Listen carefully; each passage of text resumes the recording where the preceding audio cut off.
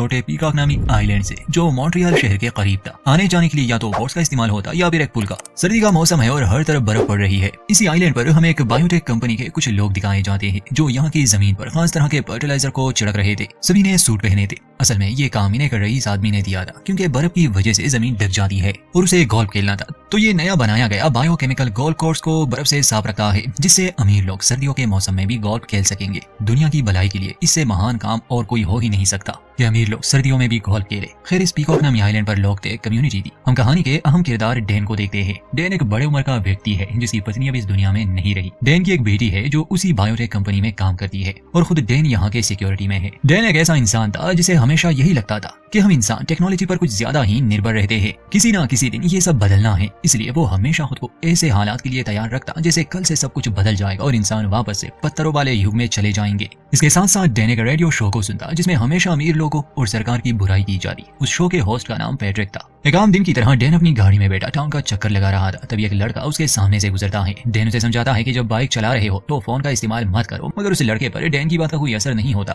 Dan अपनी बेटी Patricia से बहुत प्यार करता था। दिन में 2 बार उसे कॉल करता, लंच और कॉफी के लिए। मगर इस सबसे पेट्रिशिया तंग आ गई थी। वो जानती थी कि उसके पिता को चिंता है मगर वो अपना ख्याल रख सकती थी। आज भी डैन उसे कॉल करता है लंच के लिए, मगर पेट्रिशिया मना करती है कि मुझे काम करना है, डैन नहीं आ सकती। वो लड़का जो डैन के सामने से गुजरा था वो भी इस कहानी का अहम हिस्सा है। उसका नाम आंद्रे है। आंद्रे अपनी माँ के साथ रहता है। पिता कहाँ है ये नहीं बताया गया। आंद्रे की एक छोटी बहन भी है, एनी। क्योंकि आंद्रे की माँ को काम पर जाना पड़ता है इसलिए एक नए दिन के समय एनी का ख्याल रखने आती है। कभी कभी जब उसकी माँ को घर लौटने में देर हो जाती है तो नैनी को अपने घर जाना पड़ता है। फिर ये आंद्रे की जिम्मेदारी है कि वो अपनी छोटी बहन का ख्याल रखे जो वो नहीं करना चाहता था। आज शाम भी देर हो जाती है। नैनी अपने घर चली गई और एनी का ख्याल अब आंद्रे को रखना था। दूसरी तरफ डैन दिखाया जाता है। छुट्टी के बाद हम उसे देखते हैं कि वो एक पार्किंग लॉट में आया जहाँ पर उसकी एक गाड़ी थी। हर दिन वो उसमें कुछ सामान रखता था और ये सामान सर्वाइवल का ही होता था। आज भी वो ऐसे ही एक चीज को अपनी गाड़ी में रख देता है। फिर वो घर चला गया। पेट्रिशिया अभी तक नहीं आई थी। डैन बेसमेंट में चला जाता है और वहाँ पुराने तरीके से आग जलाने की कोशिश करता है जो उसके लिए काफी मुश्किल था। अंत में जब वो बहुत थक जाता है वो बंदूक की गोली से बारूद निकालकर आग लगाने की कोशिश करता है।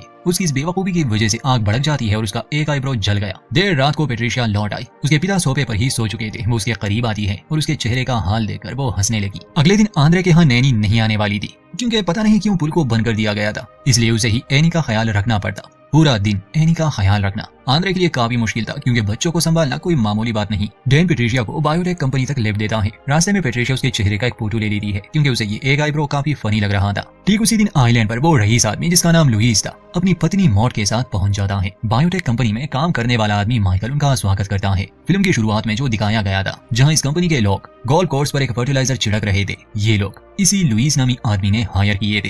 वो अपनी पत्नी के साथ गोल्फ कोर्स देखने जाता है। उसे खुशी हुई कि हर तरफ बर्फ है मगर गोल्फ खेलने के लिए मैदान बिल्कुल साफ और हरा भरा था। वो उसमें गोल्फ खेलने लगा। मगर हम दर्शकों को ये भी दिखाया जाता है कि जो केमिकल यहाँ डाला गया है वो जमीन की सतह तक पहुंच चुका है।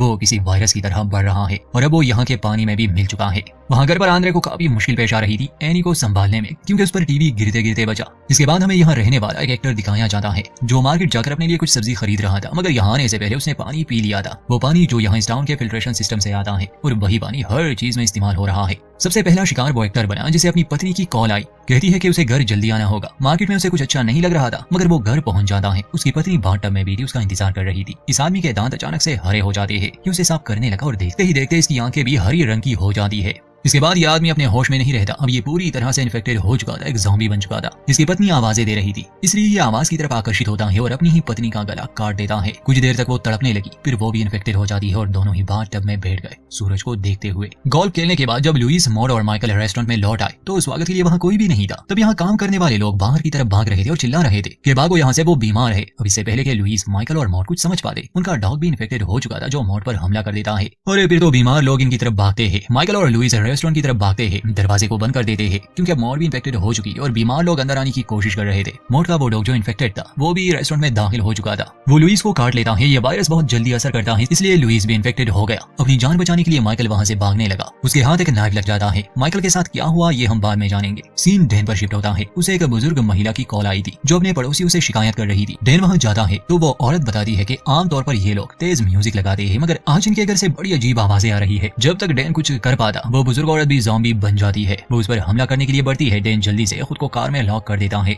आसपास जितने भी बीमार लोग थे वो भी डैन पर हमला करने आ जाते हैं, मगर वो कार को खोल नहीं पाते। डैन सबसे पहले तो अपने लोगों से संपर्क करता है, मगर उसे कोई जवाब नहीं मिलता, इसलिए वो अपनी बेटी को कॉल मिलाता है। वो वॉइसमेल पर जा रहा था। डैन उसके लिए एक संदेश छोड़ता है कि शायद हालात ठीक नहीं, इसलिए मैं अपनी गाड़ी लेने जा रहा हूँ ताकि तुम्हें भी ले सकूं। वहाँ घर में आंद्रे अपनी माँ और छोटी बहन एनी के साथ था। आंद्रे की माँ उसे मना करती है कि वो एनी को नल का पानी ना पिलाए। आंद्रे खुद भी नल का पानी नहीं पीता था, वो ज्यादातर कोल्ड ड्रिंक्स पर ही गुजारा करता था। कुछ देर माँ बेटे में बातें होती है और फिर अचानक से उसकी माँ बदलने लगी। वो अपने ही बेटे पर हमला करने के लिए बढ़ती है। आंद्रे उससे जान बचाकर भागने लगा। घर से बाहर निकलकर डैन की गाड़ी से आंद्रे की माँ टकरा जाती है। वो काफी जख्मी भी हुई, मगर वो फिर भी आंद्रे को नुकसान पहुंचाना चाहती थी। आंद्रे जैसे ही उसकी मदद के लिए जाने वाला था, डैन उसे मना करता है। तब तक बहुत से इन्फेक्टेड इस ओर आ रहे थे। डैन को निकलना पड़ा। आंद्रे अपनी माँ को घसीटकर घर में वापस ले जाता है और दरवाजे को बंद कर देता है। इस आइलैंड को चारों ओर से क्वारंटीन कर दिया गया था और बाहर लोगों को पता चल गया कि यहाँ किसी तरह की बीमारी फैल चुकी है। अपनी जान बचाने के लिए डैन कई बीमार लोगों को मार देता है। आंद्रे ने अपनी माँ को घर के वॉशरूम में बंद कर दिया था। एक बीमार इंसान अंदर आने की कोशिश भी कर रहा था, मगर रास्ता तंग था, इसलिए वो वहीं फंस गया। जब आंद्रे शोर करता तो वो बीमार इंसान आकर्षित होता और जब वो खामोश रहता वो इन्फेक्टेड हिलता भी नहीं। आंद्रे तो खामोश रह सकता था, मगर एनी तो बच्ची थी, वो रोने लगी। इसलिए आंद्रे उसे क्रेडल में डालकर उस पर पिलो वगैरह रख देता है ताकि वो बीमार लोग ये शोर ना सुन सके और चले जाए यहाँ से। आंद्रे का ये आइडिया काम करता है। रात गुजर जाती है। अगली सुबह वो खिड़की से बाहर जानता है तो वो बीमार लोग सूरज को घूर रहे थे और एक जगह खड़े थे। आंद्रे अपनी माँ को बाहर लाना चाहता था, मगर उस पर टीवी गिर जाता है जिसने उसका सर कुचल दिया।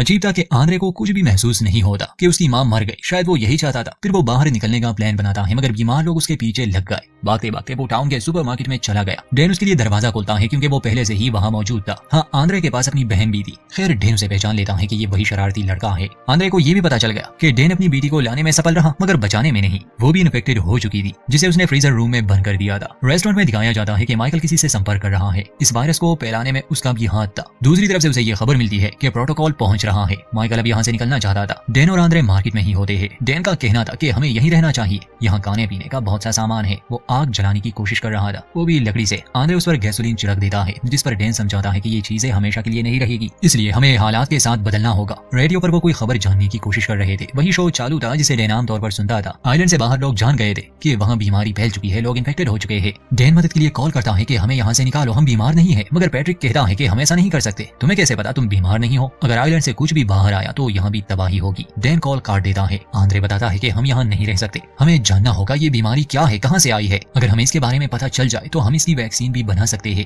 डैन सोचकर बताता है कि ये बीमारी जरूर पानी से फैल रही है, क्योंकि सभी लोग एक साथ इन्फेक्टेड हुए हैं और पानी सभी पीते हैं। आंद्रे को इस बात पर विश्वास था क्योंकि वो खुद कभी टाउन का पानी नहीं पीता था और एनी तो अभी छोटी बच्ची थी। खैर आइलैंड से निकलना मुश्किल था क्योंकि सभी बोट्स को सरकार नष्ट कर चुकी है। पानी बहुत ठंडा था और वो इकलौता रास्ता बंद कर दिया गया था। अगर सरकार ने फैसला कर लिया कि ये बीमारी और ना फैले तो वो इस पूरे आइलैंड को तबाह कर देंगे। अगर अपनी जान बचानी है तो डैन और आंद्रे को यहाँ से निकलना होगा। अगले दिन दो ट्विंस की एंट्री होती है इस आइलैंड पर, जो किसी सीक्रेट ऑर्गेनाइजेशन के लिए काम करते थे। उन्हें पहले से ही मालूम था यहाँ हो क्या रहा है। अपने रास्ते में आए वो कई इन्फेक्टेड लोगों को खत्म कर देते हैं और फिर वो उसी रेस्टोरेंट में आते हैं जहाँ पर माइकल था। माइकल के पास वैक्सीन का फॉर्मूला और बहुत सी जानकारी थी जिसे वो जला देता है। माइकल के पास इस वायरस की पूरी जानकारी थी, मगर वैक्सीन नहीं। जानकारी मिटाने के बदले वो वैक्सीन लेने वाला था, मगर ये दो ट्विंस उसे वो फर्टिलाइजर खिला देते हैं जिससे इंसान इन्फेक्टेड हो जाता है। ये दोनों लड़कियां वैक्सीन अपने साथ ले जाती है। अब ये यहाँ से सारे सबूत मिटाने वाले थे। असल में आइलैंड के लोगों पर एक प्रयोग हो रहा था, तो जो गोल कोर्स पहले दिख रहा था वहाँ ये वैक्सीन का वो गोला तोड़ देते हैं। सब कुछ पहले जैसे हो जाता है। अगले दिन डैन आंद्रे और छोटी एनी को लिए उस मार्केट से निकल जाता है, मगर डैन अपनी बेटी पेट्रिशिया को भी साथ ले आया। वो उन्हें काटे ना, इसलिए डैन ने उसे एक जाल पहना दिया था। सबसे पहले ये वाटर फिल्ट्रेशन में आते हैं ताकि पानी की सप्लाई बंद कर सके, जिससे और लोग बीमार नहीं होंगे। मगर पेट्रिशिया भाग जाती है और वहाँ के एक पूल में कूद जाती है। डैन उसे बचाने जाता है। वहाँ आंद्रे और डैन को पता चला कि ये बीमार लोग एक दूसरे पर हमला नहीं करते, तो ये किसी इन्फेक्टेड को कवच की तरह भी इस्तेमाल कर सकते हैं, क्योंकि उस समय पूल में एक और इन्फेक्टेड भी था। खैर जब डैन पेट्रिशिया को बाहर निकालने की कोशिश कर रहा था तो उसका एक हाथ उखड़ जाता है। फिर भी डैन उसे बाहर निकालने में सफल रहा। वो सभी को गाड़ी में बिठा देता है।